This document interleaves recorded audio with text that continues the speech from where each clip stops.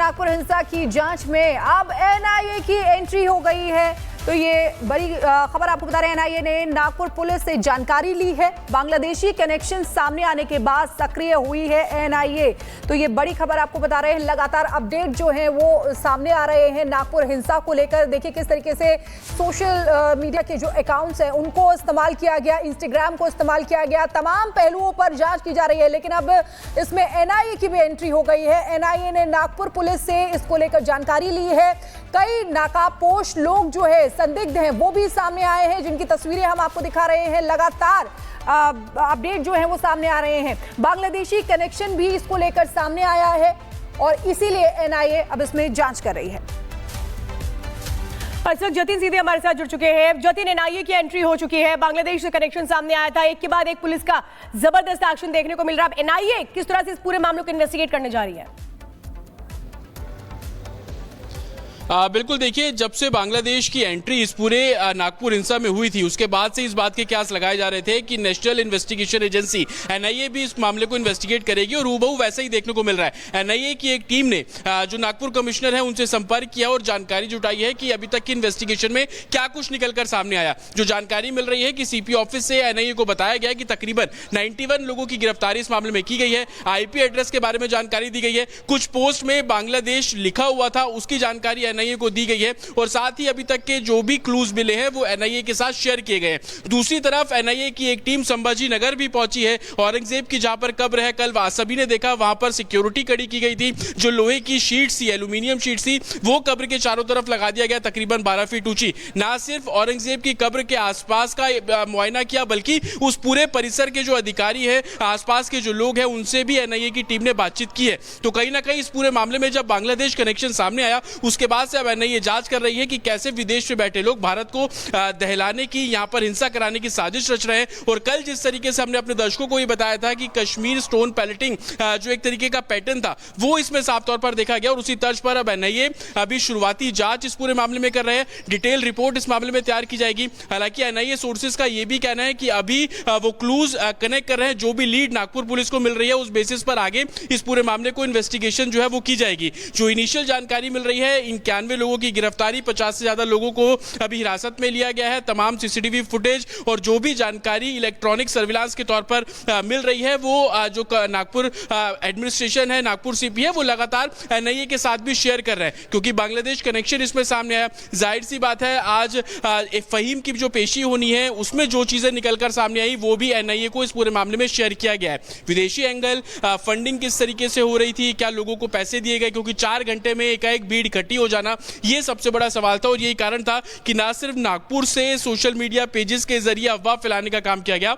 बल्कि नागपुर के बाहर भारत के दूसरे राज्यों और खास तौर पर बांग्लादेश और पाकिस्तान, ये दो ऐसे जो एक कंट्री बताया जा रहा है, यहां से भी अफवाह फैलाने के जो सिलसिला है वो किया गया। और कई ऐसे पोस्ट मिले हैं जिसमें र्यूमर्स फैलाए गए, लोगों ने उसको सोशल मीडिया पे शेयर किया। और यही कारण है कि एनआईए जांच करना चाह रहा है, एनआईए परखना चाह रहा है कि आखिरकार किस बेसिस पर ये जो पूरा एक तरीके से कॉन्स्पिरेसी थी वो रची गई। क्योंकि नागपुर पुलिस भी इस थ्योरी पर काम कर रही है कि ये जो पूरा सिचुएशन हुआ वो कहीं ना कहीं प्लान किया गया था। पहले लोगों के पास एक एक पत्थर कैसे पहुंच जाते हैं, डंडे कैसे पहुंच जाते हैं, पेट्रोल आप बता रहे हैं। लेकिन सबसे बड़ी चीज जो सामने निकल कर आई है, अभी हमने देखा था हाल ही में, वो फोटोज भी सामने आई है, संदिग्धों की तस्वीरें सामने आई हैं जिसमें आपस में लोग फोन सबके हाथ में, सबसे बड़ी बात फोन सबके हाथ में लगा हुआ है। यानी कि सोशल मीडिया का इस्तेमाल किया गया है, फोन का इस्तेमाल किया गया है अफवाह फैलाने के लिए। बिल्कुल, देखिए, सोशल मीडिया का इस्तेमाल किया गया और यही कारण थे कि 192 ऐसे पोस्ट थे जिसको हटाया गया।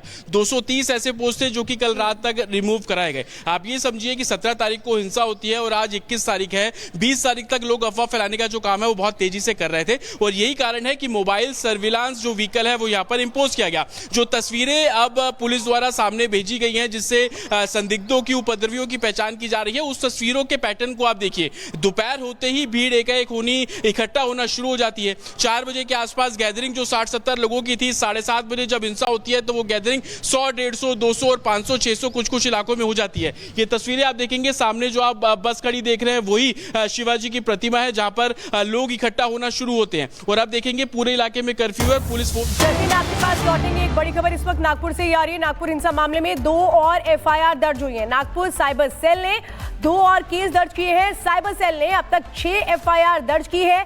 अफवाह फैलाने वाले यूट्यूब, सोशल मीडिया के खिलाफ ये केस दर्ज किए गए हैं। पुलिस लगातार एक्शन में। सोशल मीडिया के जरिए भी जिस तरह से वहां लोगों के बीच अफवाह फैलाई गई, हिंसा को भड़काया गया, इस पर भी अब एक्शन हो रहा है। साइबर सेल लगातार एक्टिव है इस मामले में। 2 और केस दर्ज कर लिए गए हैं। इस पूरे मामले में अब तक 6 एफआईआर दर्ज की गई हैं और अब इस मामले में जिन लोगों ने भी सोशल मीडिया के जरिए गलत तरीके से लोगों के बीच बातें अफवाह के तौर पर फैलाई, अब उन पर सख्त एक्शन हो रहा है। हमारे साथ लगातार जतिन है। जतिन, एक तरफ एनआईए की एंट्री हो चुकी है, दूसरी तरफ इस पूरे मामले में अब उन लोगों पर भी शिकंजा है जो सीधे सीधे इन्वॉल्व थे सोशल मीडिया के जरिए अफवाह फैलाने में। बिल्कुल, देखिए साइबर सेल ने कल तक 4 एफआईआर दर्ज की थी। अब 2 और एफआईआर इस पूरे मामले में एडिशनली जो रजिस्टर है वो की गई है और ये दो अलग एफआईआर की गई है। ये यूट्यूबर सोशल मीडिया पेज के खिलाफ की गई है। इन यूट्यूब पेजेस के जरिए, यूट्यूबर्स के जरिए र्यूमर्स को स्पेकुलेट किया गया, र्यूमर्स को और ज्यादा बढ़ाया गया और अब जो एफआईआर का कुल काउंट है वो तकरीबन 12 हो चुका है। ये भी जानकारी मिल रही है कि नागपुर के रूरल पुलिस स्टेशन में भी कुछ लोगों ने शिकायत दी है। हालांकि जब वो ऑफिशियली कंफर्म होगा तो उस बारे में जानकारी देंगे।